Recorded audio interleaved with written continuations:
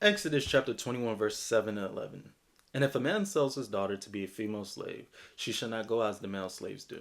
And if she does not please her master, who has betrothed her to himself, then he shall let her be redeemed.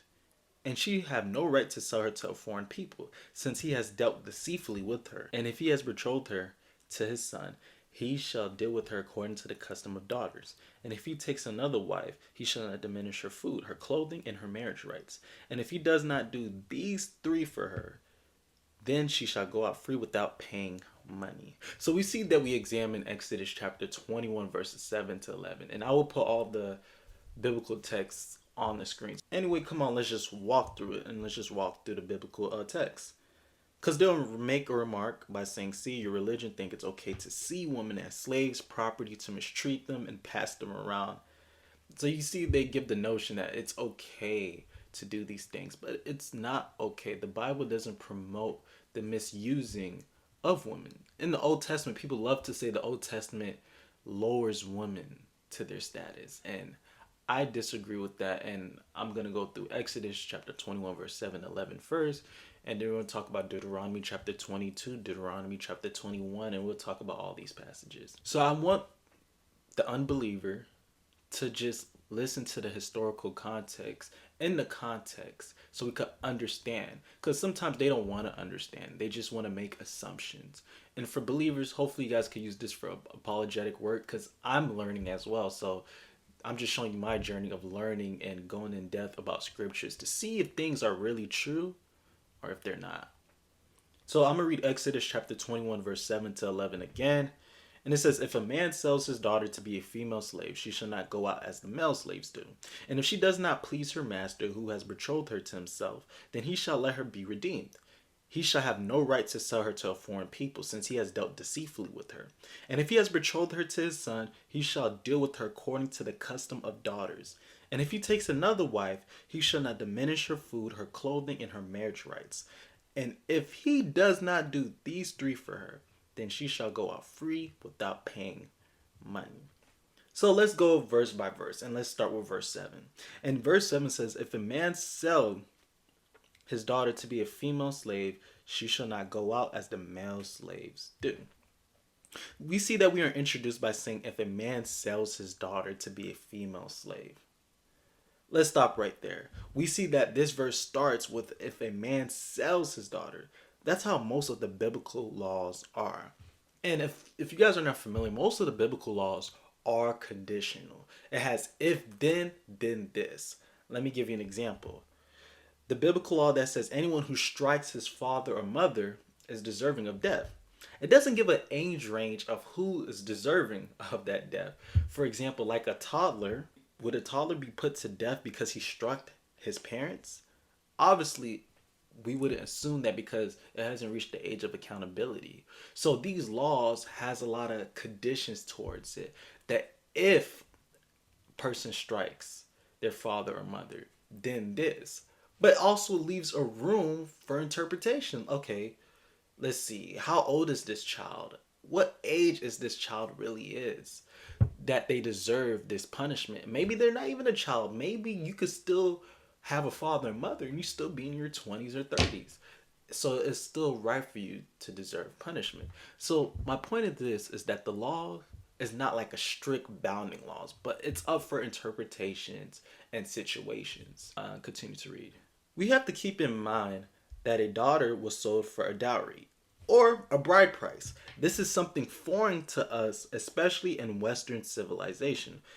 We think of anything being sold in any way, we equate it with it being property. But that's not true. And let me give you an explanation or a definition that I got from online. Obviously, we could use our resources, that I think was a good definition of a bride price.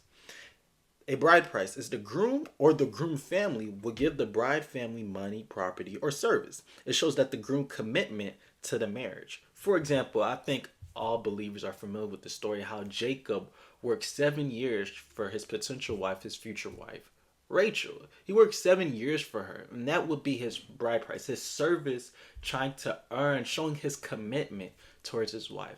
When most of us see that today, they like praise Jacob for doing that. But that's a bride price. He's working, showing his commitment to gain his wife's love. And it shows that Jacob is proving to the bride's family, Laban, that he really loves his daughter and is not just saying it. And you can see this is actually for the protection and honor of the daughter. If you see that a man is working hard to show his commitment towards his wife, it shows that he's a pretty good individual. So dowry, which is similar to bride price, is actually the opposite. So it's the bride's family giving the commitment to the groom or groom's family, either money, property, or service, to give security to the bride within her new household, her new family. People view bride price as buying women like their property, but rather as giving honor to the bride and her family. Because marriage was not about two people, but a family and community thing. So the bride price reinforced the relationship and the responsibilities. A somewhat good example is that of an engagement ring. We all familiar with engagement ring. Everybody gets that when they get married. But with the engagement ring, it signifies something. The bride price showed that the groom's commitment her family by offering something of value. And the ring symbolizes the groom's commitment to the bride. So the bride price is showing commitment from the groom's family to the bride's family. And the same thing with the guy, with the groom. He's given this ring as a commitment to the woman, saying, I want to be with you forever and ever. So the daughter is moving from her father being the master or overseer of her to a husband being the watcher and protector of her. We kind of see this today. I don't know why people have such a problem of like a parent, a father being a master over his daughter. The father is a master over his son too until he grows up as well. And I don't know why people have a problem with that, because kids today, their parents are somewhat like their master. Like they have control and charge over them. And when people hear control, they think they could boss them around, mistreat them, talk any kind of way to them without repercussion. No, but they haven't control of their decisions because they're not old enough to make these decisions for themselves. They know better than their child. So their parents guide them and stir their child in the right direction. And even people, when they get older, they still listen to their parents' advice. And some people are going to say that is not the same. What makes it different than a 5, 6, or 13, 15-year-olds who's still under their father's protection, under his father and parents' household, who knows better than their child? What's the difference? He has master, he has control financially in every respective way. So the father would sell his daughter to marriage, quote unquote, because the father could no longer afford to take care of his daughter. So there's one or two reasons. And another reason is that his daughter's ready to marriage. And usually the marriages were arranged marriage. And that is foreign to us, that we don't have usually in our culture, Western civilization, arranged marriages. Usually we come across somebody, we like them, we think they're beautiful and attractive, and we're like, oh, I want to be with them. But in that time, yes, that probably was the case some of the times, not mostly. It was arranged marriages, something that's still going on in some cultures today. So the man's daughter is not a slave, but a woman who's getting ready to be a wife, and a wife serves, and a husband serves, because Jesus served, and he's the husband of the church, and he served us. And we see at the end that a female slave should not be treated as the male slave. The male slave works for 7 years, and I feel like God put certain boundaries specifically for the woman because he knows that they will be exploited. That if they had women working for 7 years just like the male, they would mistreat them, use her for all kinds of mistreatment. But he didn't do that. So let's read verse 8 to verse 9 as well. It says, if she does not please her master who has betrothed her to himself, then he shall let her be redeemed. He shall have no right to sell her to a foreign people, since he has dealt deceitfully with her. And if he has betrothed her to his son, he shall deal with her according to the custom of daughters. When we read verses 8 and 9, we see betrothal twice. In the context with verse 7, 8, and 9, we can see that the man who sold his daughter was not trying to get rid of her, but to improve her prospects in life. It shows, like I mentioned before, that arranged marriages is the norm of that culture. And it's also something still lingering in our culture, that women are supposed to be treated as precious, protected, and provided in quote-unquote property. In verse 8, the word betrothed is the Hebrew word yaed, which means to fix, appoint, appointed. It is not the same word for marriage, betrothal, but the idea is present in the text. So the word yaed could mean appoint, choose, or to designate. In verse 8, the blame for the woman not pleasing her master is the man's fault because he has dealt deceitfully with her. And this word could be translated as unfaithful. So the word deceitfully could be translated as unfaithful as well. And this same language is depicted by talking about unfaithful Israel when they were going after other gods and not obeying the Lord their God. So we kind of see that the man is being unfaithful in some kind of way. Maybe not sleeping with the woman, but he's being unfaithful, not keeping his promises in the betrothal and the marriage. Because remember what I said, a bride price is a commitment. So he is going against his commitment, his word. Based on the context of the text, the marriage has not been consummated. They were betrothed, but nothing else. And the man has dealt deceitfully by putting her away before the marriage. We see that there's more deceit going through the mind of the man because there's never permission for you to sell your people to a foreign nation who would mistreat them, which we see in the verses. This here shows the bad character of the man to expose him for what he really is. This here is to show the bad character of the man to expose him for what he really is. And all of this, she should be redeemed, meaning she has to go ahead to go back to her father's protection.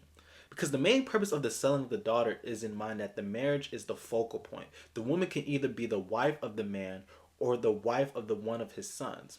And that she is protected in the way that she needs. No one, especially in that culture, in their right mind should think that a man sells his daughter to be a sex slave because the law forbids it. Obviously, you will have people who go against the law, but we have to see what God's law and boundaries are, because you're always going to get people who do wicked and ungodly things, and the Bible talks about that. But let's read Leviticus chapter 19 verse 29. It says, "Do not profane your daughter by making her a prostitute, lest the land fall into prostitution and the land become full of depravity." Deuteronomy chapter 23 verse 17. "None of the daughters of Israel shall be a coat prostitute, and none of the sons of Israel shall be a coat prostitute." So let me paint out everything we talked about thus far before we reach to verse 10 and 11. Is that the daughter has been brought from the father to become a wife, either for the master or for his son, which comes with transfer of authority because the master is becoming the future husband, or a future father-in-law was making a permanent purchase. If he bought the woman to make her a wife for his son, then he became a father to her. And he would then take full responsibility by giving her a lifetime of support. So it wasn't a 7-year rental, but a guaranteed of protection. And also something to point out is that she'll be treated like the custom of daughters. Let's just say hypothetically the son becomes no good and mistreat the wife. He's supposed to treat this wife for his son as like it's his daughter. So he's supposed to protect her in every way, shape, or form, even against his own son. Now we're going to read verse 10 and 11. "If he takes another wife, he shall not diminish her food, her clothing, and her marriage rights. And if he does not do these 3 for her, then she shall go out free without paying nothing." Now we go to polygamy. If a man takes another wife, it wasn't part of God's original design. We know that Jesus talks about it a little bit in the New Testament. We have to notice when reading these verses, there's an assumption being made by a polygamous man that he would not treat all his wives equally the same. I think about Solomon and all his wives with 700 wives and 300 concubines. It is no way he's treating all of them equal. Maybe Solomon is the exception because he was filthy rich. But any regular man with that many wives will crumble before his knees, and he would treat one better than all the rest. He has to treat all of them with the same benefits, and you can't deprive either of them of anything. When we see biblical stories of polygamy, it's always painted in a bad light, like Abraham's situation with Sarah and Hagar, or even when you think about Jacob and his wives. This trickled down to his kids as well, and that's when they hated their brother Joseph as well. If he can't provide and give everything that she needs, verse 11 says she shall go free because of his refusal to fulfill his God-given responsibility in any way. And she didn't have to pay anything in the end. Let's reread Exodus chapter 21 verse 7 to 11. Then I will give a summary that's easy for the layman to understand. Exodus chapter 21 verse 7 to 11. And if a man sells his daughter to be a female slave, she shall not go as the male slaves do. And if she does not please her master, who has betrothed her to himself, then he shall let her be redeemed. And he shall have no right to sell her to a foreign people, since he has dealt deceitfully with her. And if he has betrothed her to his son, he shall deal with her according to the custom of daughters. And if he takes another wife, he shall not diminish her food, her clothing, and her marriage rights. And if he does not do these three for her, then she shall go out free without paying nothing. And let me give a summary. A man would sell his daughter to be a wife to either the man or the man's son. They would pay a bride price in exchange for the daughter. And the father is transferring responsibility to the man now. But if a man deals deceitfully with the woman, she shall be redeemed and not sold to a foreign nation for them to mistreat her. And if he betrothed her for his son, then the man shall treat her like his own daughter, meaning even if the son is no good, the man is obligated to still take care of her.